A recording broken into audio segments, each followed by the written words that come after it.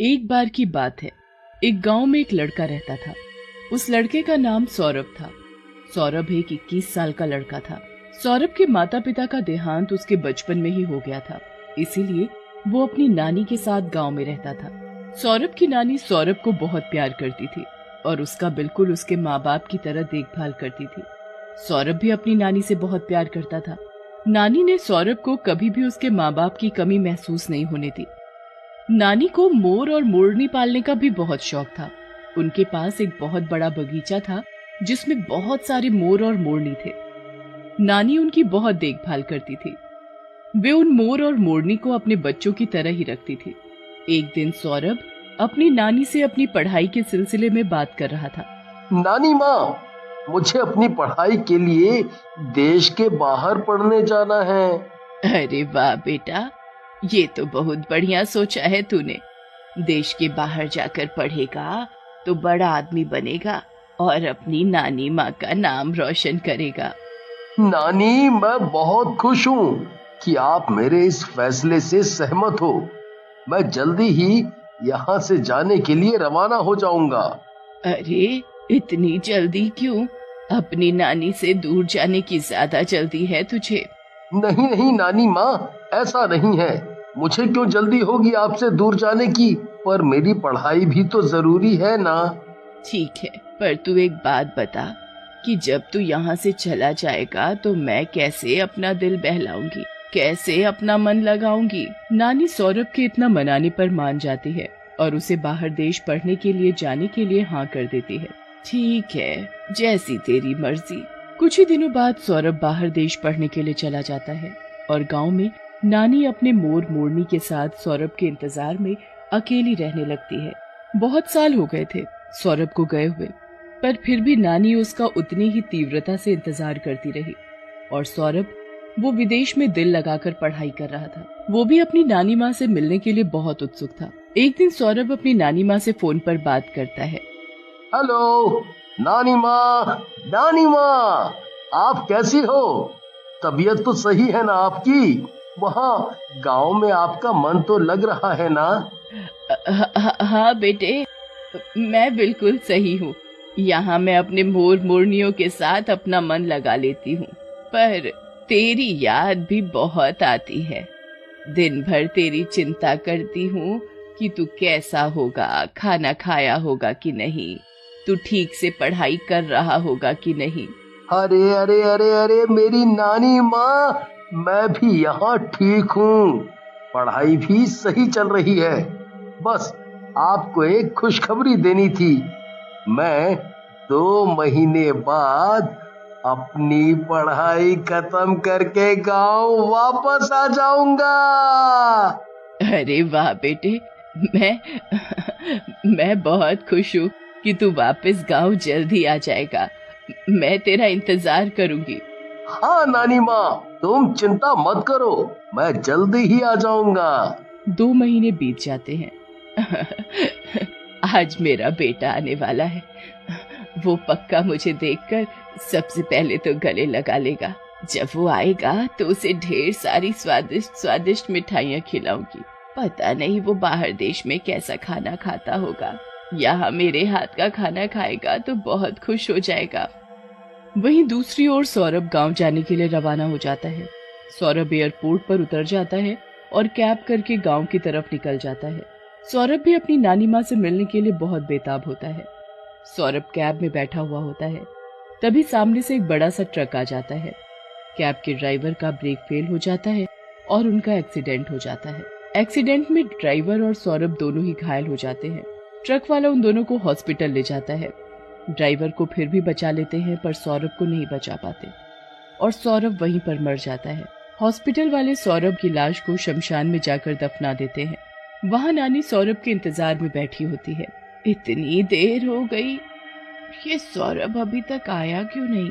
नानी वहीं घर के बाहर दरवाजे पर खड़ी होकर सौरभ की राह देखती रही, पर इस बात से अनजान थी कि अब सौरभ कभी नहीं।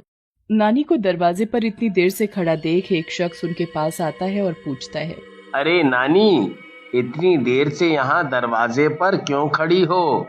तुम्हारी तबीयत बिगड़ जाएगी। जाके अंदर घर में बैठकर आराम करो। नहीं नहीं, मैं यहाँ अपने सौरभ की राह देख रही हूँ, वो बस आता ही होगा। फिर नानी अंदर जाकर बैठ जाती है। बहुत दिन बीत जाते हैं। नानी सौरभ को लेकर बहुत परेशान होती है। मुझे सौरभ की बहुत चिंता हो रही है। पता नहीं कब आएगा, इतने दिन हो गए हैं। एक दिन जहाँ सौरभ की लाश दफन की गई थी, वहाँ एकदम से हलचल होने लगती है। सौरभ के शरीर से उसकी आत्मा निकलने लगती है और वो एक भूत बन जाता है। अब मैं अपनी नानी से मिलकर ही जाऊंगा। वो कितनी चिंता में होगी, मेरी कितनी चिंता कर रही होगी। जब उन्हें पता चलेगा कि मैं जिंदा नहीं हूँ तो वो कितनी दुखी होंगी। इससे पहले कि ये बात उन्हें किसी और से पता चले, मुझे ही कुछ करना पड़ेगा। भूत गांव की तरफ जाने के लिए रवाना हो जाता है। जब वो नानी के घर पहुंचता है तो वो देखता है कि उसकी नानी माँ अभी भी उसके इंतजार में बैठी है। अभी भी वो उसी उम्मीद में है कि कब उनका सौरभ लौट कर आएगा और कब अपनी नानी माँ को गले लगा लेगा। नानी सौरभ के इंतजार में इतनी पागल हो गई थी कि वो अपनी मोर मोरनियों से भी पूछ रही थी, अरे क्या किसी ने मेरा सौरभ देखा क्या? वो वापस आने वाला है, मुझे पता है वो आने ही वाला होगा। जब भूत ये सब देखता है तो वो अपने आप को रोक नहीं सका और जाकर अपनी नानी के सामने खड़ा हो जाता है। नानी माँ, मैं आ गया। देखो, मैं आपके सामने हूँ। मैंने आपको बहुत इंतजार कराया है ना, अब नहीं कराऊंगा। मैं वापस आ गया हूँ। पर नानी भूत को नहीं देख पाती। भूत को कुछ समझ नहीं आ रहा था कि वो क्या करे। अब कैसे वो अपनी नानी को बताए कि वो अब जिंदा नहीं है। नानी सौरभ के ख्यालात में इतनी खो चुकी थी कि उनको खाने पीने का ध्यान ही नहीं रहता। नानी या तो चौखट पर खड़ी नजर आती थी या फिर अपने मोर मोरनियों से सौरभ के बारे में बात करती हुई नजर आती थी। भूत नानी की ऐसी हालत देखकर बहुत परेशान हो जाता है। फिर उसको एक उपाय सोचता है। नानी माँ को अपने मोर बहुत पसंद हैं। अब यही मोर मेरी नानी को मेरे बारे में बताने में मदद करेंगे। नानी जब भी चौखट पर खड़ी होती थी या कहीं और होती थी तो भूत उनका एक मोर चुरा कर ले जाता था। भूत हर रोज नानी का एक मोर चुरा कर ले जाता था और उनको एक जंगल में जाकर बांध देता था। थोड़े दिन बाद नानी को महसूस हुआ कि उनके बगीचे से कुछ मोर कम होने लगे हैं। नानी को कुछ समझ नहीं आता कि ये सब कैसे हो रहा है। एक बार नानी को बगीचे में किसी के पैरों के निशान दिखाई देते हैं और उनके साथ मोर के पैरों के भी निशान थे। हो ना हो, ये जरूर चोर का काम है। लगता है कोई चोर मेरे मोरों की चोरी कर रहा है। अब मैं इन पैरों के निशानों का पीछा करती हूँ, क्या पता शायद उस चोर का पता चल जाए। नानी उन पैरों के निशानों का पीछा करते करते एक जंगल की तरफ पहुंच जाती है। भूत नानी को जंगल की तरफ आते हुए देख लेता है और फिर सारे मोरों को बाहर छोड़ देता है। नानी एक साथ ढेर सारे मोरों को आते हुए देखकर समझ जाती है कि ये उसके ही मोर हैं और अपने मोरों को सही सलामत अपने सामने देखकर खुशी से रोने लगती है। भूत नानी के सामने आकर खड़ा हो जाता है और उसमें से एकदम से रोशनी चमकने लगती है और फिर वो भूत सौरभ जैसा दिखने लगता है। नानी उसे देखकर पहले तो डर जाती है, फिर सौरभ को अपने सामने देखकर खुशी से उसको गले लगा लेती है, पर वो उसे छू नहीं सकती क्योंकि वो तो सिर्फ उसकी आत्मा होती है। ये क्या, मैं तुझे छू क्यों नहीं पा रही? क्योंकि मैं मर चुका हूँ। ये मेरी आत्मा है। गांव के लिए आते वक्त मेरा एक्सीडेंट हो गया था, इसकी वजह से मेरी मौत हो गई। उस हाईवे के पास ही हॉस्पिटल वालों ने मेरे शरीर को गाड़ रखा है नानी। क्या ये क्या हो गया मेरे साथ? नहीं बेटा, नहीं, ये नहीं हो सकता। नानी ये सब सुनकर बहुत रोती है और भूत वहां से गायब हो जाता है। नानी अपने मोरों को वापस घर ले आती है और कुछ दिनों बाद वहीं पास वाले शमशान से सौरभ के शरीर का अंतिम संस्कार करवा देती है ताकि उसकी आत्मा को शांति।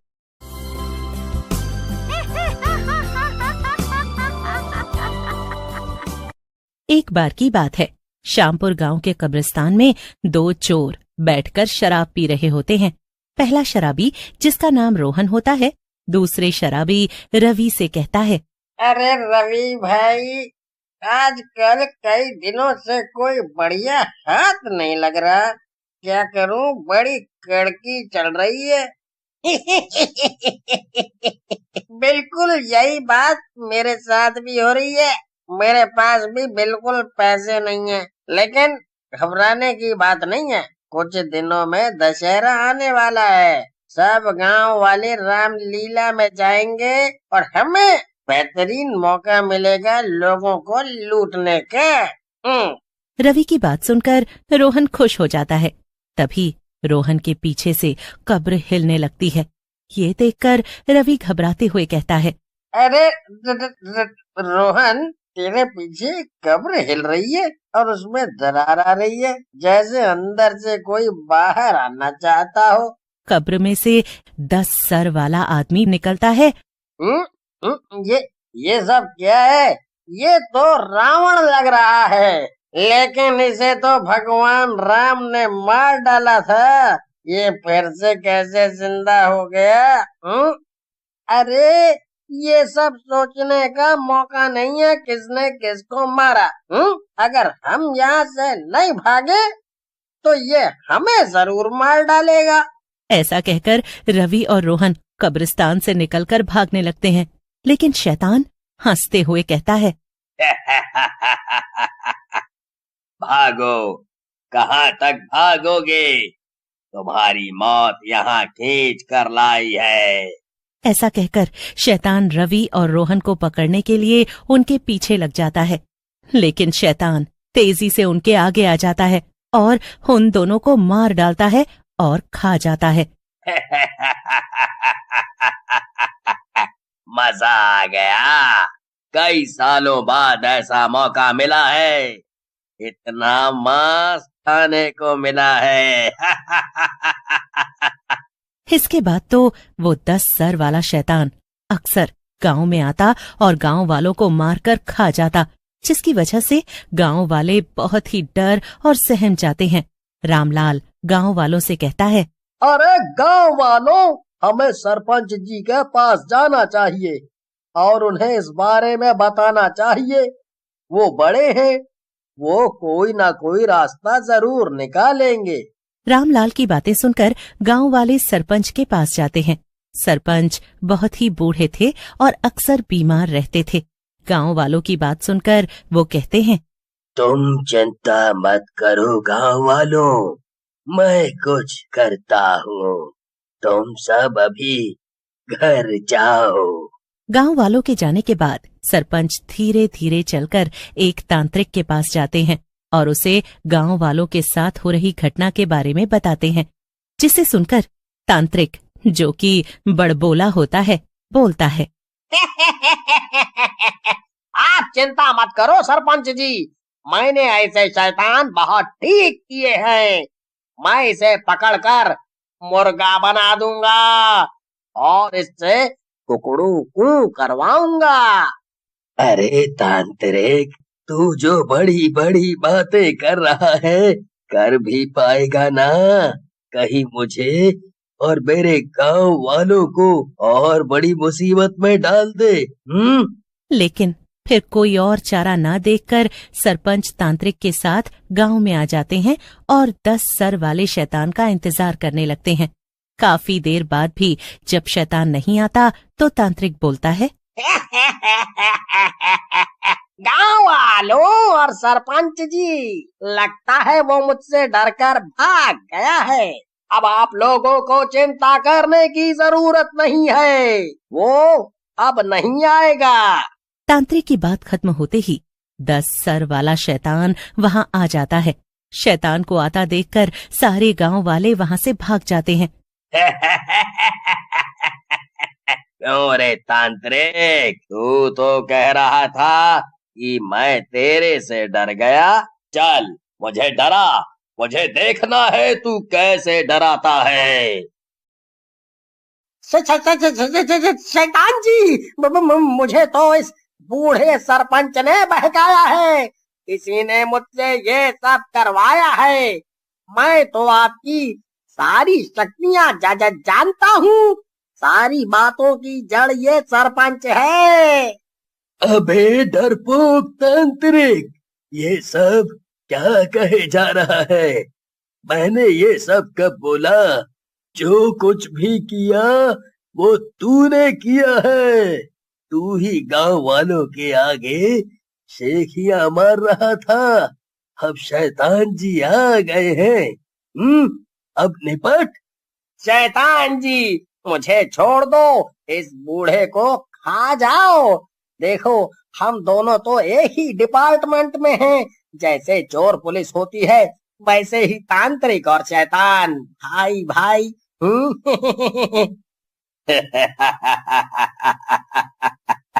तांत्रिक, इस मरे हुए मुर्दे को मारकर मुझे क्या मिलेगा? मैं तो तुझे ही मारूंगा और तेरा नरम नरम मांस खाऊंगा। ऐसा कहकर खा जाता है। सरपंच वहीं खड़े सब देख रहे होते हैं। ऐसा कहकर शैतान वहां से चला जाता है। अगली सुबह गांव वाले मिलकर पुलिस में रिपोर्ट कर देते हैं। इंस्पेक्टर वीर सिंह गांव वालों से कहता है, गांव वालों, तुम लोगों ने अच्छा किया जो पुलिस के पास चले आए। ये कोई बहरूपिया होगा जो तुम सब लोगों को परेशान कर रहा है। हम इसे देख लेंगे। अरे साहब, ये कोई बहरूपिया नहीं है, वो असली का शैतान है। उसने कहा है कि सब गांव वालों को मार डालेगा। आप कुछ करिए।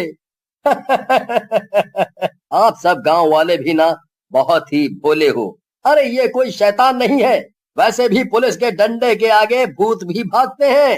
तुम सब चिंता मत करो। पुलिस के आश्वासन की वजह से सब गांव वाले वहां से चले जाते हैं। शाम को वीर सिंह अपनी पुलिस की टीम के साथ गांव में पहुंचता है और रात भर शैतान का इंतजार करता है, लेकिन शैतान नहीं आता। फिर कुछ दिनों तक गांव में कोई घटना नहीं होती। उसी समय गांव के पास से एक साधु बाबा जा रहे होते हैं। साधु बाबा के चेहरे पर एक अलग ही तेज होता है। गांव वाले उनकी तरफ खींचे चले जाते हैं। बाबा गांव वालों से कहते हैं, गांव वालों, मैं चलते चलते थक गया हूँ। अगर आप लोग मुझे आज्ञा दें तो मैं आज रात यहीं गुजार लूं। सुबह होते ही मैं यहाँ से चला जाऊंगा। साधु बाबा की बात सुनकर गांव वाले घबरा जाते हैं और चुप हो जाते हैं। लगता है आप गांव वाले साधु लोगों की इज्जत नहीं करते और नहीं चाहते कि हम यहाँ रुकें। अगर ऐसा है तो हम अभी यहाँ से चले जाते हैं।